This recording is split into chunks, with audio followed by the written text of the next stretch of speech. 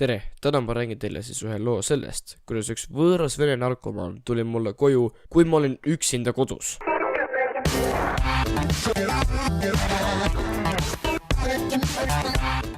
Igatahes siis, oli nädalavahetus, mul oli 2 sõpra külas ööseks ja mu vanemad ei olnud kodus, me olime üksinda kodus. Me istusime niisama ja järsku kuulsime me õues minu maja ees, kuidas mu koer haukus ja lõugas mingi inimese peale või kellegi peale. Nüüd ma siis räägin teile natuke oma koerast. Mul on kelgukoer, Siberi Husky, ta nimi on Rocky ja ta sai oktoobris 4-aastaseks. Ta on meil õuekoer, nii et ta on 24/7 meil õues. Põhiliselt on ta meil õues valvekoerana ja ka lemmikloomana. Igatahes siis, tagasi loo juurde. Me vaatasime aknast välja ja me nägime mingisugust võõrast meest, kellel oli nahast tagi ja teksapüksid. Me olime üksinda kodus ja minu tuba oli teisel korrusel ning meil oli esiuks oli lahti, lukust lahti siis. Ta lihtsalt tuli uksest sisse, nagu oleks see tema kodu või midagi ja me kuulsime, kuidas ta tuli teisele korrusele juba, nii et me hakkasime paanitsema ja mõtlesime, mida teha, et äkki ta tuleb mingi, ma ei tea, tapma meid või midagi. Ja siis me hakkasime kartma ja me lihtsalt olime põhiliselt paigal, ootasime, kuni ta põhiliselt tuleb sinna ja lootsime, et midagi ei juhtu meiega. Mul oli toa uks lahti, nii et ta tuli lihtsalt meie ukse peale ja kükitas sinna põhiliselt ukse paku peale maha ja hakkas midagi vene keeles rääkima, lihtsalt täiesti suvalist. Me ei saanud isegi aru alguses, et see on vene keel, kuna ta rääkis nii tuimalt ja kuidagi veidra aktsendiga. Mitte täpselt vene keel, aga kuidagi imelikult. Mul oli 2 sõpra külas, üks oli minuga, istus voodi peal ja teine istus maas madratsi peal, madratsi peal siis, kus on tööpissid. Sellel sõbral, kes oli maas madratsi peal, tal oli läpakas lahti süles vist või midagi. Seal oli Skype'i kõne lahti ühe mu klassiõega ja siis see kõne jäi käima selleks ajaks, kui see venelane tuli meie tuppa sinna. Mu klassiõda kuulas kõike seda juttu pealt, mis ta seal rääkis. Ta lihtsalt vahepeal täiesti suvalisel hetkel hakkas muutis oma tooni kuidagi kurvemaks ja hakkas nutma ja rääkis lihtsalt erinevate toonidega vahepeal ja vahepeal üldse tõstis häält ja me mõtlesime, et ta karjub meie peale või midagi. Me ei saanud aru, kuna see oli vene keeles ja me ei saanud aru lihtsalt, mida ta rääkis, kuna see oli paar aastat tagasi ka, siis me ei osanud üldse vene keelt.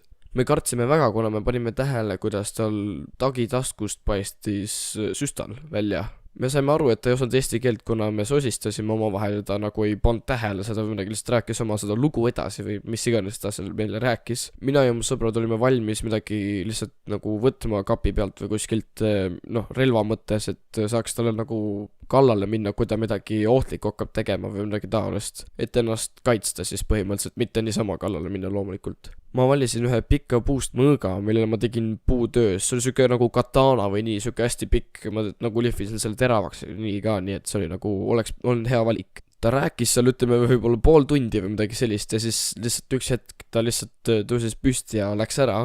See klassiõde, kellega mu sõber kõnes oli läpakas, ta oskas vene keelt, nii et ta pärastpoole tõlkis meile mida see mees rääkis. Põhiliselt, kui see tüüp tuli sinna tuppaks midagi rääkima, siis kõik jäid meil toas vaid ja samas ka see klassiõde jäid vaid, et kuulata pealt. Mu klassivend ei hakanud kõne kinni panema, lihtsalt ma ei tea, miks ju siis see võib-olla sellepärast, et mu klassiõde oskas vene keelt. See klassiõde siis tõlkis pärast, mida ta rääkis ja me isegi ei teadnud, et ta võis üldse millestki sellisest rääkida ja ta pärast tõlkis siis meile seda, et ta ise ei saanud ka aru täpselt, aga ta tõlkis, et me oleme noored ja et meie siseorganid on veel kõlblikud ja et need peaks mingi välja lõikama või midagi sellist. Ma ise ka täpselt ei mäleta, mida meile tõlkis, aga midagi sellist oli, mis väga ei ole rahuldav kuulata, mida võis mingi täiesti suvaline tüüp rääkida, kes on arvatavasti narkomaan, kuna tal paistab süstal taskust välja ja tuli meie tuppa siis, kui mitte kedagi täiskasvanud ei olnud kodus. Siis kui ta oli ära läinud juba, siis mu sõbrad läksid ka juba ära, ma saatsin nad uksest välja ja ajast välja ja nii edasi õue ära. Kui minu isa tuli õhtupoole koju, siis ma rääkisin talle, mis juhtus ja rääkisin talle natuke välimusest ka, et kui mu isa peaks temaga kokku saama või midagi, et siis ta teab, kellele peksa anda ja nii edasi. Ja ma arvasin, siis mõne päeva pärast seda juhtumit mu isa leidis ta ja põhiliselt lihtsalt läks oma sõbraga, tegi asja ära, kui te saate aru, mis ma mõtlen, peksa. tänasest loost ma õppisin siis seda, et kui sa oled oma sõpradega üksi kodus, isegi kui sul on valvekoer õues, siis palun nagu pange oma toauksed lukku ja mitte toauksed, aga tähendab nagu välisuksed pange lukku selleks, et nagu mitte midagi sellist juhtuks. Mul ei ole midagi sellist varem juhtunud ja ei ole siiamaani juhtunud paari aasta jooksul pärast seda, nii et nagu ma ju siis olin mul oli natuke ebaõnne ju siis või midagi taolist. See oli üks kõige õudsemaid kogemusi, mis minul on siiamaani olnud, sest et esiteks venelased natuke hirmutavad mind, eriti kui nad on purjus või midagi sellist. Ja see süstal, mis tal taskust paistis, oli ka väga ebanormaalne.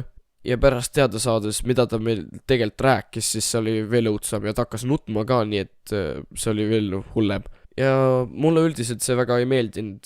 Pärast seda oli nagu kuidagi mõnusam ja rahulikum olla. Mul sõbrad loomulikult paar nädalat külas ei tohtinud käia, kuna mu vanemad ei julgenud ka nagu külalisi vastu võtta, äkki ta tuleb tagasi või midagi, lihtsalt sükene väike foobia oli sellest samast mehest. Ja see ongi kõik siis tänase looga. Kui teile meeldis, siis teile meeldis, kui ei meeldinud, mind väga ei huvita.